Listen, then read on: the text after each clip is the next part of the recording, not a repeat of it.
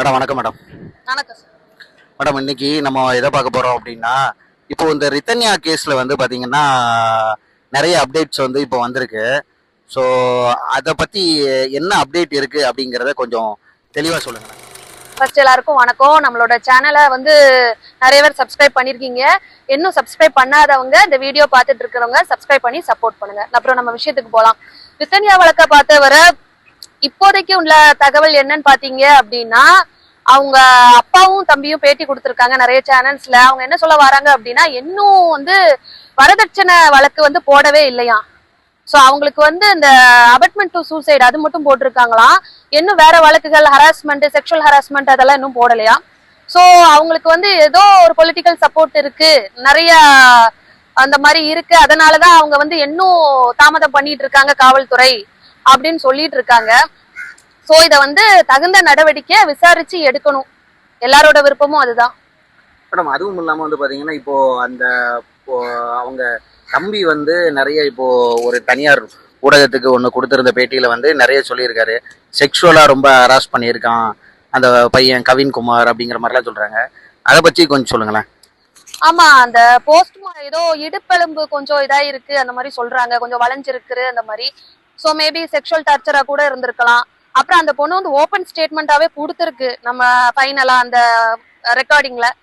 அந்த மாதிரி வாய்ஸ் ரெக்கார்டர்ல அந்த மாதிரி sexual as well as physical வந்து ரொம்ப டார்ச்சர் பண்ணியிருக்காங்க அந்த மாதிரி சொல்லியிருக்காங்க. சோ அந்த மாதிரி நிறைய டார்ச்சர் பண்ணியிருக்காங்க. அது மட்டும் இல்ல, அந்த பையன் கொஞ்சம் சைக்கோ மாதிரி. சோ அவன் என்ன பண்ணிருக்கான்னா, ஏதோ ஒரு, அதாவது நம்ம வீட்டுல நடக்கிற பிரச்சனை எல்லாம் நீ உங்க வீட்டுல சொன்ன அப்படின்னா நாளைக்கு நான் கையறுத்திருப்பேன், கால அறுத்துப்பேன், அப்புறம் வந்து எங்க வீட்டுல எல்லாரும் உன்னையும் ஃபேமிலியையும் உள்ள தள்ளிடுவாங்க, அந்த மாதிரி கொஞ்சம் த்ரெட்டன் இது பண்ணிருக்கான். அது மட்டும் இல்ல, அவங்க மாமனார் என்ன சொல்லியிருக்காரு அப்படின்னா, நீ வந்து வீட்டுக்கு போய் உட்காரு, ஒன்னும் பிரச்சனை இல்ல, அவங்க அப்பா வந்து ஏற்கனவே ஹார்ட் பேஷண்ட், அதனால நீ கூட கொஞ்சம் ஒரு வீக் ஆகி உங்க அப்பா உயிருக்கே ஆபத்து வந்துரும் உன்னால. அது மட்டும் இல்ல, நீ வாழா வெட்டியாதான் வீட்டுல இருப்ப, அதுக்கப்புறம் நீ வந்து இது பண்ண முடியாது, சர்வை பண்ண முடியாது இந்த சொசைட்டில, அந்த மாதிரி மாமனாரும் கொஞ்சம் த்ரெட்டன் பண்ணிருக்காரு. சோ எல்லா பக்கமும் இருந்து அந்த பொண்ணுக்கு போர்ஸ் வரும்போது வேற என்ன பண்ண, நம்மளால எல்லா சைட்ல இருந்தும் இந்த மாதிரி பிரஷர் வருது, நமக்கு என்ன பண்ணன்னு தெரியாம தான் அந்த பொண்ணு இந்த மாதிரி ஒரு முடிவு எடுத்திருக்கா. ஓகே, இதுல வந்து பாத்தீங்கன்னா இப்போ வந்து செக்ஷன்ஸ் வந்து பாத்தீங்கன்னா அபட்மெண்ட் டு சூசைட் மட்டும் தான் போட்டிருக்காங்க அப்படிங்கிற மாதிரி சொல்றாங்க. இப்போ பாத்தீங்கன்னா இதுல வந்து டவுரி ப்ராஹிபிஷன் வரும், டொமஸ்டிக் வயலன்ஸ் வர்றதுக்கு வாய்ப்புகள் இருக்கு, உமன் ஹராஸ்மெண்ட் வர வாய்ப்புகள் இருக்கு. மற்ற எந்த செக்ஷன் கீழேயும் பதியாததுக்கு என்ன காரணமா இருக்கும் மேடம்? அது விசாரணையில தான் சார் தெரியும் என்ன ஆக்சுவலா என்ன நடந்தது என்ன ஏதுன்னு சொல்லிட்டு. ஆக்சுவலா அந்த பொண்ணோட ஃபைனல் ஸ்டேட்மெண்ட் என்ன பாத்தீங்கன்னா, அவளுக்கு வந்து வாழ விருப்பம் இல்ல, அந்த ஃபேமிலியோட போய் வாழ விருப்பம் இல்ல. சோ ஓப்பனா சொல்லிட்டே வந்துட்டா, அந்த ஒரு முடிவுலதான் இருந்திருக்கா. ஆனாலும் தேவையில்லாத ப்ரெஷரு, அது ஏதோ ஒரு போன் கால்ங்கிறாங்க, லாஸ்டா ஒரு போன் கால் வந்தது, அதை வந்து நம்ம வந்து ட்ரேஸ் பண்ணா எல்லா டீட்டெயிலும் அதுல தெரியும் அப்படின்னு சொல்றாங்க.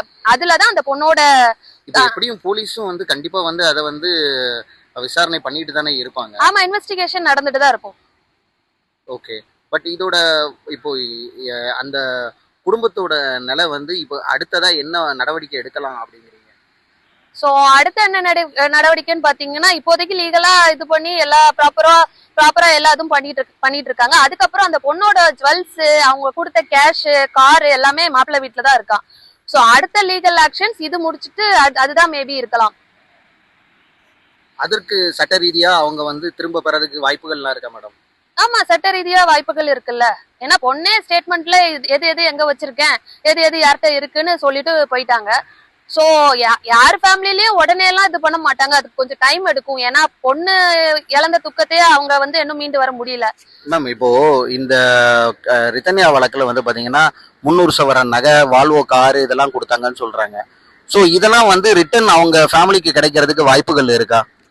ஆமா, அந்த கோர்ட் ட்ரையல்ல வந்து சீஸ் பண்ணி அவங்களோட லீகல் ஹேர் யாருன்னு பார்த்து அவங்களுக்கு வந்து கோர்ட் வந்து சப்மிட் பண்ண சொல்லும், அவங்க என்னெல்லாம் கொடுத்தாங்களோ அதெல்லாம்.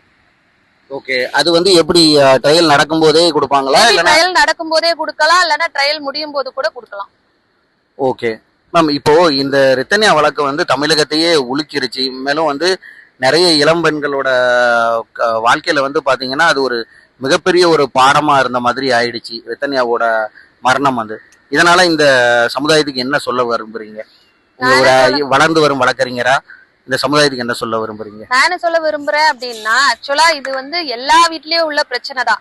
இப்போ டவுரி பிரச்சனை இல்லாத தலைமுறைகள் இப்போ இல்ல, பயங்கரமா இப்போ எல்லாருமே மணி மைண்டட் தான்.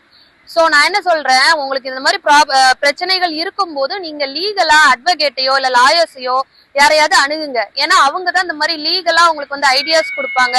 அது மட்டும் இல்ல, நான் ஃபார் எக்ஸாம்பிள் இந்த மாதிரி ஒரு ஃபேமிலி டார்ச்சர் பண்ணுது, இந்த மாதிரி ரொம்ப கார்னர் பண்ணுது அப்படிங்கும் போது ஃபர்ஸ்டே இந்த பொண்ணு லீகலா ஏதாவது மூவ் பண்ணுச்சு அப்படின்னா அவங்க வீட்டுல கொஞ்சம் பயப்படுறதுக்கு வாய்ப்புகள் இருக்கு. சோ அந்த மாதிரி டார்ச்சர் பண்றதுல இருந்து இந்த மாதிரி நம்ம மேல கேஸ் விழுந்துரும், டவுரி ப்ராகிபிஷன் எல்லாம் இருக்குன்னு சொல்லி கொஞ்சம் பயப்பட வாய்ப்புகள் இருக்கு.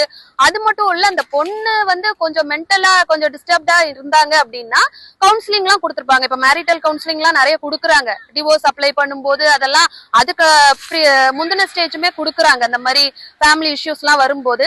சோ அந்த மாதிரி வந்து லீகலா அட்வொகேட்ஸ் அன்னைக்கு அந்த மாதிரி லீகலா கவுன்சிலிங் எடுத்திருந்தா கூட இப்ப அந்த ரித்தன்யாக்கு இந்த நிலைமை ஏற்பட்டிருக்காது. அவங்க ஃபேமிலிலயும் கொஞ்சம் அலர்ட் ஆயிருப்பாங்க, மாப்பிள்ளை வீட்லயும் தேவையில்லாம இந்த இஷ்யூஸ் வந்துரும் அப்படின்னு சொல்லிட்டு. சோ அதனால ப்ராப்பரா லீகலா பயப்படாதீங்க. எல்லாருமே மணி மைண்டட் கிடையாது. இந்த மாதிரி சமூகத்துக்கு உழைக்கிற வக்கீல்களும் நிறைய பேர் இருக்காங்க. சோ அந்த மாதிரி சமூகத்துக்கு யாரெல்லாம் நல்லது பண்றாங்களோ அவங்கள தேடி நீங்க என்னன்னு பாத்தீங்கன்னா இந்த மாதிரி ப்ராப்ளம்ஸ் இஷ்யூஸ்ல இருந்து வெளிவர வாய்ப்புகள் இருக்கு. இந்த மாதிரி உயிர் பிரச்சனைகள் உயிர் சேதத்தை வந்து நம்ம தடுக்கலாம் நான் நினைக்கிறேன். ஓகே மேடம், இவ்வளவு நேரம் இதை பத்தி விளக்கமா சொன்னதுக்கு ரொம்ப நன்றி மேடம். நன்றி சார்.